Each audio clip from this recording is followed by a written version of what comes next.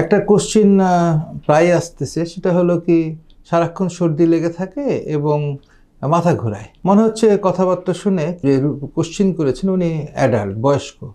কারণ ছোটদের সর্দি কাশি লেগে থাকে, তাদেরও মাথা ঘুরাইতে পারে সর্দি কাশির সঙ্গে, কিন্তু অ্যাডাল্টে এটা বেশি হয়, যাদের অনেক দিন ধরে লম্বা টাইমের জন্য তারা নাকের সমস্যা, সাইনোসাইটিস, নাক বন্ধ, নাক দিয়ে সর্দি ঝরা, এগুলো যদি থাকে, তো এর সঙ্গে সঙ্গে নাক থেকে কিন্তু এটা এক্সটেনশন হতে পারে। যেরকম এক্সটেনশন হতে পারে বুকের দিকে, গলার দিকে এবং কানের দিকে, এবং কানের মধ্যে যদি এই সর্দিটা চলে যায়, এটা ওইভাবে যায় না, ডাইরেক্টলি ইনডাইরেক্টলি যায়, তাহলে কানের মধ্যে ওকে আমরা বলি স্টিশিয়ান টিউব ডিসফাংশন, অথবা কানের মধ্যে ফ্লুইড জমে যায়, ওকে আমরা বলি গ্লু ইয়ার।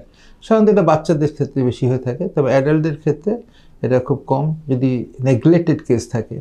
এবং এগুলোর ক্ষেত্রে দেখা যায় কি, আসলে আপনার প্রথম যেটা, সেটা হলো নাকের জন্য নাকের সমস্যাগুলো বললাম, নাক বন্ধ হওয়া, নাক দিয়ে পানি ঝরা, নাকে মাথা ব্যথা হওয়া, জ্বর ভাব থাকা, এগুলো থাকবে। আর কানের জন্য সাধারণত আমরা কান বন্ধ হওয়া, কানে কম শোনা এবং মাথা ঘোরা, এই তিনটা জিনিস হতে পারে। তো এই যে এরকম যদি কানে ব্যথা হতে পারে, এরকম যদি হয়ে থাকে, এটা থেকে মনে হচ্ছে কি আপনার নাকের অ্যালার্জিজনিত সমস্যা আছে। দুইটা কাজ করতে হবে।